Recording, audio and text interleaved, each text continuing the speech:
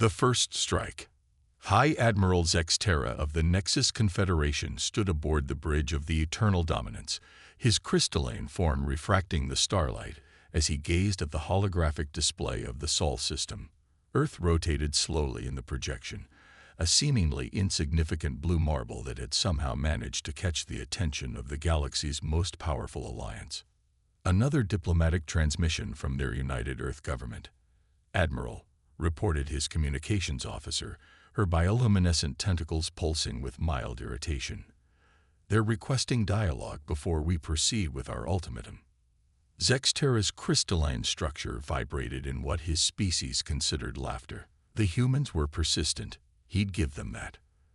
Their civilization had only achieved faster-than-light travel 50 years ago, yet they dared to stand against the Nexus Confederation, an alliance that spanned 3 galactic arms and had subjugated species far more advanced than these upstart primates.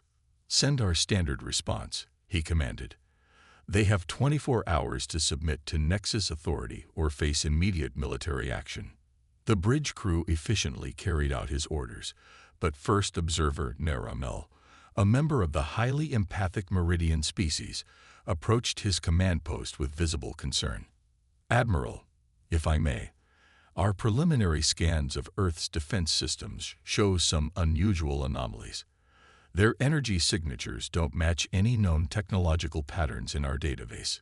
"Irrelevant," Zexterra dismissed. "Their entire civilization has barely mastered antimatter containment. What could they possibly possess that could threaten the Nexus?" The answer came sooner than anyone expected. As the ultimatum countdown reached its final hour, the sensors detected a single small vessel leaving Earth's orbit.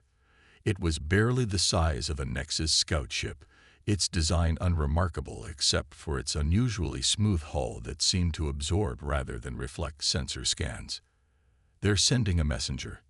Zexterra wondered aloud, his crystalline form shifting colors in amusement. The small ship came to a stop well within range of the Nexus fleet's weapons.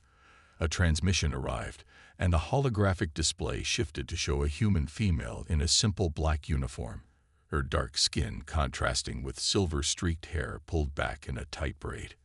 "I am Admiral Sarah Chen of the United Earth Defense Force," she announced, her voice calm and measured.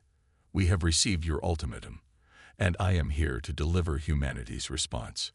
Zexterra's crystalline structure pulsed with anticipation of their surrender. "Proceed," he commanded. "Humanity will not bow to threats," Admiral Chen stated firmly. "We have spent the last 50 years since achieving FTL preparing for this moment. The Nexus reputation precedes you. We knew eventually you would come to demand our submission, so we prepared accordingly." Before Zexterra could respond, his tactical officer suddenly called out in alarm. "Admiral, the human vessel, it's gone." "Gone? Impossible. Check for cloaking technology." The words had barely left his crystalline structure when the entire bridge plunged into darkness. Every system, from life support to artificial gravity, simply ceased to function. Through the viewport, Zexterra watched in horror as ship after ship in his mighty fleet went dark, their systems failing simultaneously. Admiral Chen's voice echoed through the emergency backup systems. "What you're experiencing is a quantum nullification field. Technology we developed specifically to counter the Nexus reliance on conventional energy systems. Your ships aren't destroyed, merely disabled. Consider this a demonstration." As suddenly as they had failed, the ship's systems restored themselves. The human vessel reappeared in its original position, as if it had never moved. "This was one ship carrying our most basic defensive technology," Chen continued. "You have 24 hours to withdraw all Nexus forces from the Sol system. After that, we will demonstrate our offensive capabilities. Unlike you, we don't believe in ultimatums. This is simply a courtesy warning between spacefaring civilizations." The transmission ended, leaving the bridge in stunned silence. First Observer Naramel approached again, her empathic ability sensing the waves of shock and fear rippling through the crew. "Admiral, their technology. It's beyond anything we've encountered. They've been watching us, studying us, preparing for us all this time. Zexterra's crystalline form had lost its usual lustrous shine, turning a dull gray of uncertainty. The humans hadn't just survived first contact with the Nexus. They had been waiting for it, preparing for it. And now, for the first time in his long military career, the High Admiral of the Nexus Confederation faced an enemy that made him question everything he thought he knew about technological superiority. As the countdown began for their own ultimatum, Zexterra realized that the galaxy's balance of power might be about to shift dramatically. The question was no longer whether humanity would submit to the Nexus, but whether the Nexus was prepared for what humanity might unleash. Silent thunder. The War Council of the Nexus Confederation gathered in the quantum-linked chamber aboard their capital ship, the Eternal Dominance. Representatives from 37 spacefaring civilizations projected their presence into the vast circular room, their forms shimmering with barely contained rage. High Admiral Zexterra's crystalline structure pulsed with deep purple hues of concern as he presented the footage of humanity's demonstration. Supreme Archon Valthera, the ancient energy being who led the Confederation, manifested as a swirling vortex of plasma at the chamber center. This primitive species dares to challenge the might of the Nexus. Their arrogance will be their undoing. First observer Naramel stepped forward, her empathic ability sensing the dangerous mix of fear and pride in the chamber. Supreme Archon, with respect, we should consider their warning. Their quantum nullification technology suggests capabilities far beyond. Enough. Valthera's form crackled with energy. We are the Nexus. We have conquered 1,000 worlds. These humans have merely revealed their hand too early. Deploy the Sundering Fleet. The decision was made. Within hours, 5,000 warships emerged from hyperspace at strategic points throughout the Sol system. Each vessel carried enough firepower to level a continent, their weapons charged with exotic particles capable of reducing matter to its constituent atoms. The humans' response was not what anyone expected. No massive fleet rose to meet them. No desperate transmissions begged for mercy. Instead, in the vast silence of space, something impossible happened. The first sign was a subtle distortion in the vacuum between Mars and Jupiter. Then, without warning or any detectable energy signature, 300 Nexus ships simply vanished. Not destroyed. They disappeared as if they had never existed. Status report. Zexterra demanded, his crystalline form vibrating with stress frequencies. Unknown. Admiral. His tactical officer responded. No energy weapons, no projectiles, no quantum signatures detected. They're just gone. Before the Nexus fleet could regroup, it happened again. This time, the ships reappeared, scattered across the system, their crews unconscious but alive, their weapons and propulsion systems transformed into inert matter. A transmission cut through the chaos, broadcasting simultaneously to every remaining vessel. Admiral Chen's image appeared, but this time she wasn't alone. Behind her stood a diverse group of humans, each wearing the same simple black uniform. We warned you, Chen stated calmly. Your Sundering Fleet is impressive, by conventional standards. But humanity abandoned conventional warfare decades ago. What you're witnessing is the application of quantum displacement technology. We don't need to destroy your ships when we can simply relocate them or rewrite their fundamental structure at the quantum level. One of the humans behind her stepped forward, a young man with features that suggested South Asian descent. I am Dr. Arjun Patel, lead architect of the Phoenix Defense Network. Your ships are currently experiencing localized temporal displacement. In layman's terms, we've shifted them partially out of sync with normal spacetime. They exist in multiple quantum states simultaneously, making conventional warfare impossible. Supreme Archon Valthera's plasma form surged with rage. You dare. We dare because we must, Chen interrupted. For 50 years, we studied the Nexus. We learned of your conquests, your subjugation of other species, your belief in your own superiority. And we prepared. Every advancement you thought you witnessed in our civilization was carefully calculated to mask our true progress. The tactical display showed more Nexus ships disappearing and reappearing, their mighty weapons transformed into harmless matter, their advanced shields rendered useless by technology that seemed to defy the laws of physics themselves. "This is your final warning," Chen continued. "The next demonstration won't be so gentle. We possess capabilities that your scientists haven't even theorized yet. Withdraw your forces, acknowledge Earth's sovereignty, and we can discuss peaceful coexistence. Continue this aggression, and we will be forced to show you why humanity hasn't just prepared for war. We've revolutionized it." As the transmission ended, first observer Naira Mel approached Zex Terra, her empathic senses overwhelmed by the mixture of emotions flooding through the fleet. "Admiral, they're not bluffing. They're confidence. It's not arrogance. It's certainty." Zex Terra's crystalline form had taken on a pale, almost transparent hue. The humans hadn't just developed advanced technology. They had fundamentally changed the rules of warfare itself. His forces, the pride of the Nexus Confederation, were being dismantled without a single shot fired. As the remaining ships struggled to maintain formation, a new realization dawned on the leaders of the Nexus. They hadn't found another civilization to conquer. They had awakened something far more dangerous, a species that had spent half a century preparing specifically for this confrontation, and whose true capabilities were still unknown. The question now was whether the pride of the Nexus would accept this new reality, or if they would push humanity to reveal even more of their revolutionary technologies. In the cold silence of space, the fate of both civilizations hung in the balance, with the very nature of warfare itself being rewritten before their eyes. The Phoenix Protocol. Deep within a quantum-shielded facility beneath the Himalayan mountains, Dr. Arjun Patel stood before a holographic display that showed the positions of both human and Nexus forces throughout the solar system. Behind him, Admiral Chen and the Earth Defense Council watched as thousands of tiny lights represented the ongoing chess game between two civilizations.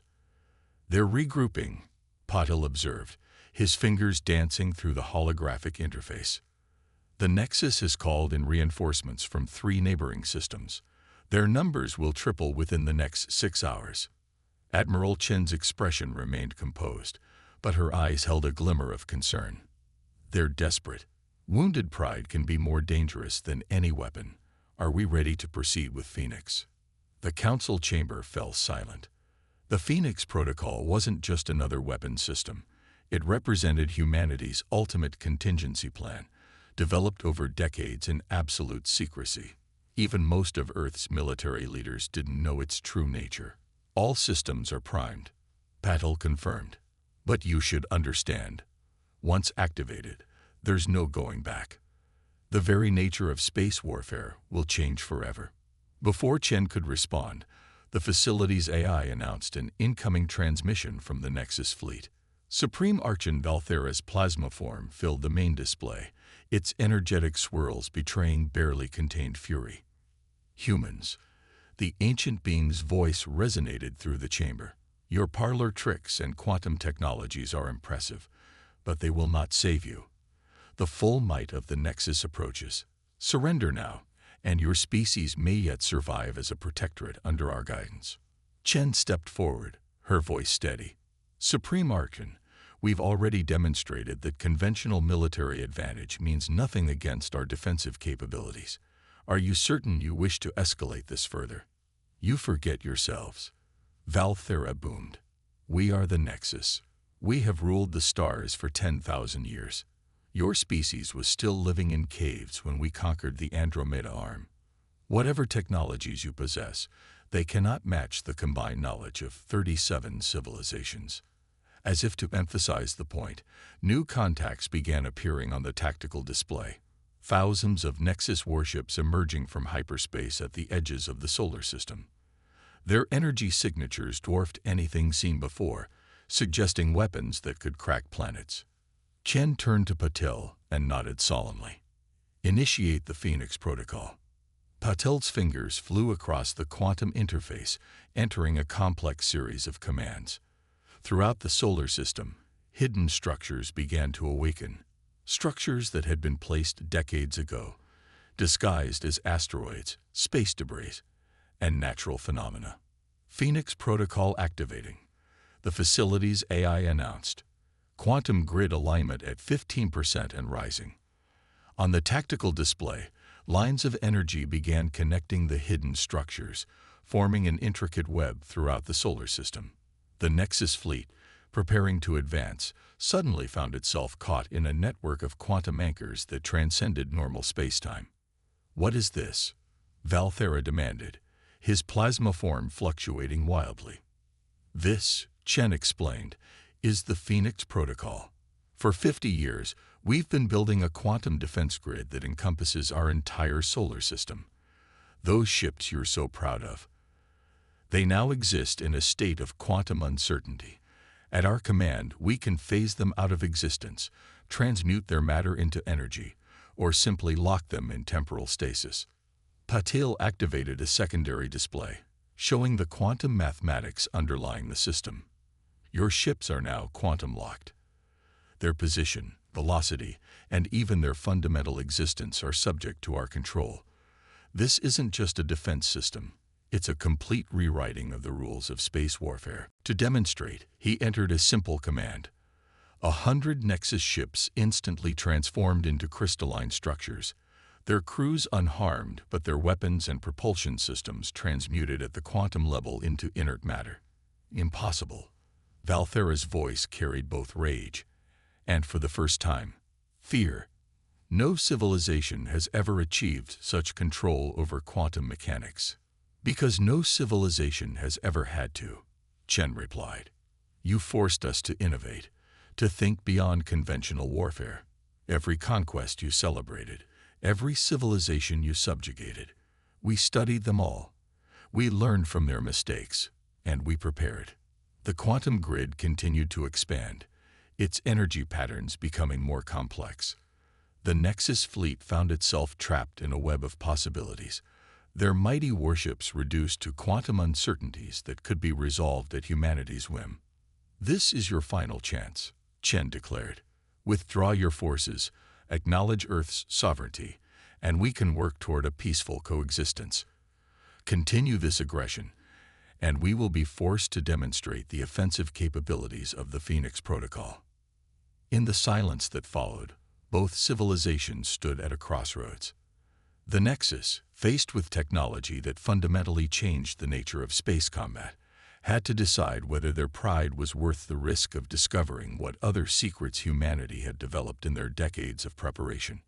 And as the quantum grid pulsed with potential energy, as 37 conquered civilizations watched through the eyes of their Nexus overlords, the balance of power in the galaxy hung by a thread woven from humanity's determination to never be conquered, and their willingness to revolutionize the very fabric of spacetime to ensure their freedom.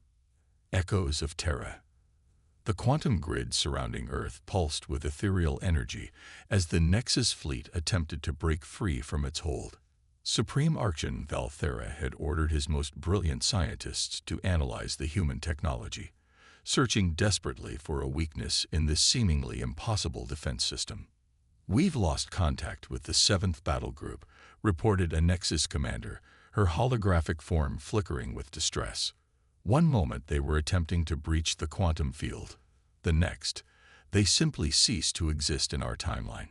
Valthera's plasma form churned with barely contained rage. "Explain." Dr. Arjun Patel's voice cut through their tactical channel, calm and measured. "Your ships weren't destroyed, Supreme Archon. They've been temporarily shifted into an alternate quantum state. Think of it as being paused between moments of time. We can return them whenever we choose." The human scientists' casual explanation of such impossible technology sent shockwaves through the Nexus command structure. But Valthera wasn't finished.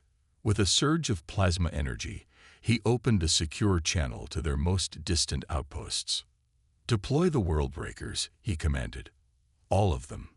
Throughout the galaxy, massive installations began to power up, planet-killing weapons that the Nexus had used to ensure compliance from dozens of civilizations, each one capable of tearing apart a world's magnetic field, shattering its core, reducing entire planets to cosmic dust.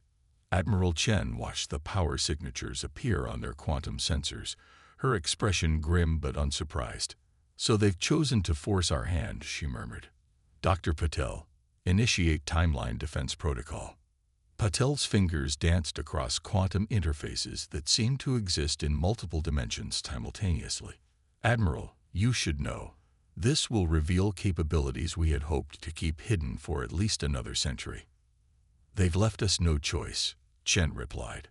"Sometimes the only way to prevent a war is to show your opponent why starting one would be their last mistake." Throughout the solar system, new structures began to emerge from quantum storage.